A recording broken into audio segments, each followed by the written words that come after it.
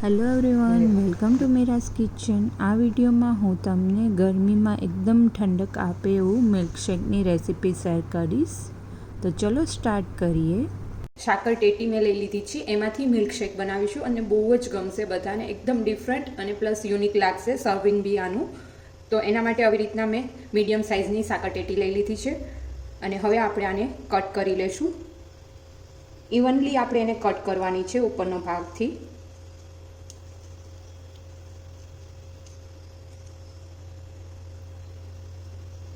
હવે સ્પૂનની હેલ્પથી આપણે જે બિયાનો ભાગ છે એ રિમૂવ કરી લેવાનો છે આવી રીતના।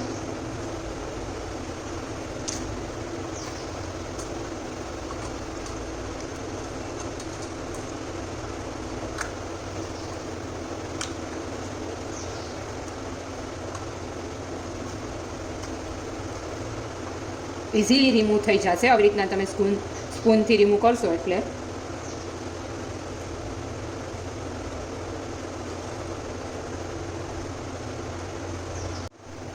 અને આ મિલ્કશેક બધાને બહુ જ ગમશે અને એકદમ ઠંડક આપે એ રીતનું બનશે। ગરમીમાં જો આવી રીતના તમે મિલ્કશેક કોઈને બી સર્વ કરશો તો એને બહુ જ ગમશે। તો અત્યારે એના બી રિમૂવ થઈ ગયા છે। હવે આવી રીતના એનો જે પલ્પ હોય એ વચ્ચેથી રિમૂવ કરી લેવાનું છે। એ બી સ્પૂનથી ઇઝીલી રિમૂવ થઈ જશે।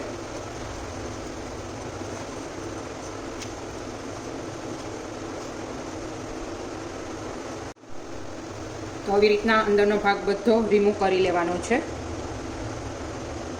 આપ જોઈ શકો છો એકદમ રિમૂવ થઈ ગયું છે અંદરનો ભાગ એનો। અને આને બને તો ચીલલેસ હો તો બહુ ફાઇન ટેસ્ટમાં લાગશે। જ્યારે તમારે બનાવવું એ પહેલાં તમારે ફ્રીઝમાં મૂકી દેવાનું, જેથી કરીને આ એકદમ ચીલ થઈ જાય અને અંદરનું પલ્પ જે નીકળે એ બી એકદમ ચીલ રહે। જે ઉપરનો ભાગ આપણે કટ કર્યો હતો એમાંથી બી આવી રીતના રિમૂવ કરી લેશું અને થોડાક આના પીસીસ કરી લેવાના છે, જે આપણે ગાર્નિશિંગ માટે યુઝ કરી દઈશું। જ્યારે આપણે મિલ્કશેક આમાં એડ કરીશું તો ત્યારે વચ્ચે વચ્ચે આના ચંક્સ આવે તો બહુ જ ફાઇન લાગશે, એટલા માટે થોડા ઝીણા ઝીણા પીસીસ કરી લેવાના છે। આ જે વધ્યું છે આમાંથી જ નાની એક અડધી વાટકી મેં કટ કરી લીધી હતી ટેટીને બી, જે અંદરથી આપણે રિમૂવ કર્યું હતું એમાંથી થોડું એવું પાર્ટ આપણે કટ કરીને રાખી દઈશું। તો ટેટીનું આ જે અંદરથી નીકળ્યું હતું એ એડ કરી દઈશું એક મિક્સર જારમાં।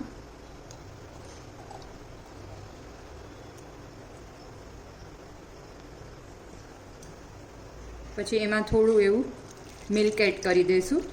તમારે જેટલું બનાવવું હોય એ રીતના મિલ્ક એડ કરવાનું રહેશે।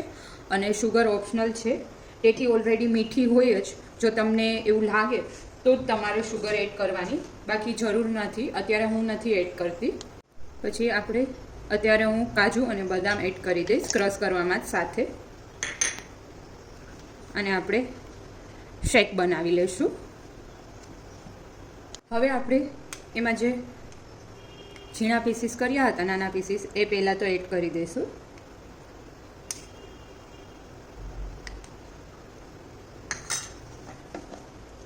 પછી જે શેક રેડી કર્યું છે એ એડ કરી દઈશું।